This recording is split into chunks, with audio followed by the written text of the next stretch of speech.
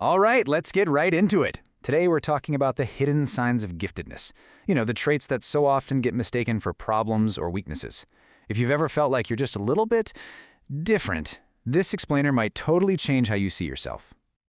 So let me just start with this one big question that's going to frame our whole conversation. What if the things that give you the most trouble, the things you might even be trying to fix about yourself, what if they're actually signs of a pretty extraordinary mind at work? And get this, there's a powerful idea in psychology that says most gifted people walk around their whole lives without ever knowing it. Why?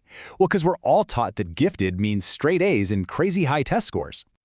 But here's the thing. Real giftedness isn't always about what you achieve on paper. It's about your internal operating system. It's about how your brain is actually wired, how you process the world, and how you feel things. And that's exactly what we're going to unpack today.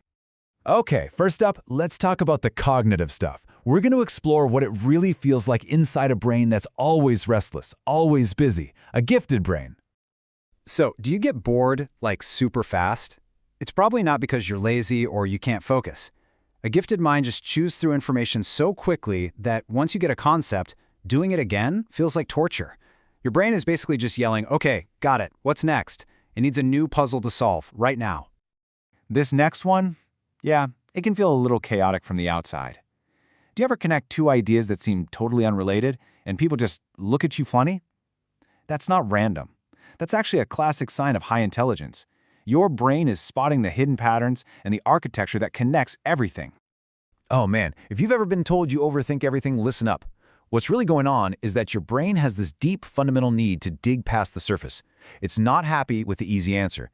It's constantly asking, but why is it like that? And, what if we tried this instead? That's not a flaw, my friend. That is pure, raw curiosity. And what about when a problem gets stuck in your head and you just cannot let it go? You're turning it over and over, looking at it from every single angle, maybe even when you're trying to sleep. That's not a weakness. That is your brain's high-performance engine just refusing to power down until the problem is truly, completely solved. Right, and that obsessive focus, it often leads to this all-or-nothing way of being. When something finally grabs your attention, you dive in so deep that hours just vanish. The whole world just melts away. This isn't just getting into a task. This is that intense, deep focus state where incredible breakthroughs happen. Okay, so let's switch gears a little bit. We've talked about thinking, but giftedness is just as much about feeling. It's about a really intense inner world. You ever been called too emotional or too sensitive? Well, what if your emotional volume knob is just turned up to 11? For a lot of gifted people, happiness isn't just happy, it's euphoric. And sadness isn't just sad, it can feel absolutely crushing. Sure, it can make life a lot harder sometimes, but it also makes it unbelievably rich. And that intensity? It's not just for emotions. It can be for your senses too.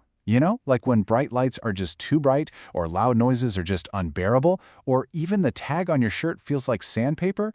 That's your brain acting like a super high-fidelity radar, picking up on every little detail. It means you're literally experiencing the world more vividly than most people. Which brings us to another totally misunderstood trait, perfectionism. See, it's almost never about showing off. It's an internal thing. It comes from being able to see the absolute best version of what something could be. You're not trying to be perfect for other people. You're trying to make the reality in front of you match that incredible potential that only you can see. Now, here's the big paradox, right? Why do so many incredibly bright people constantly feel like they're a fraud? It's because you are so painfully aware of the sheer vastness of what you don't know that you completely forget to give yourself credit for how much you do know. Everyone else sees your expertise, but all you can see are the gaps.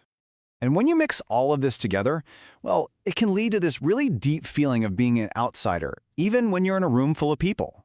But that feeling of being isolated, it's not a personal failure. It's just a natural result of having a brain that works on a different frequency.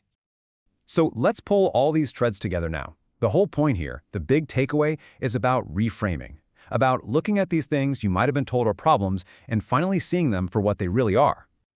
Let's be absolutely clear on this. The constant boredom, the intense emotions, the overthinking, these are not character flaws that you need to go out and fix. They are the signatures of a mind that's just built differently.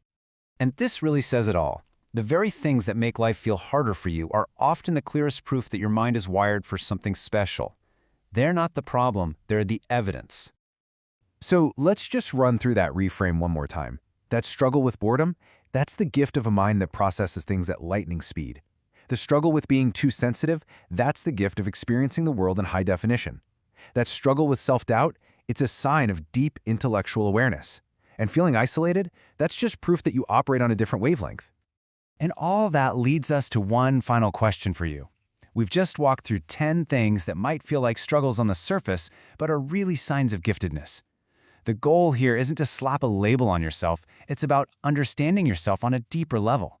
So, which of these made you stop and go, wait a second, that's me?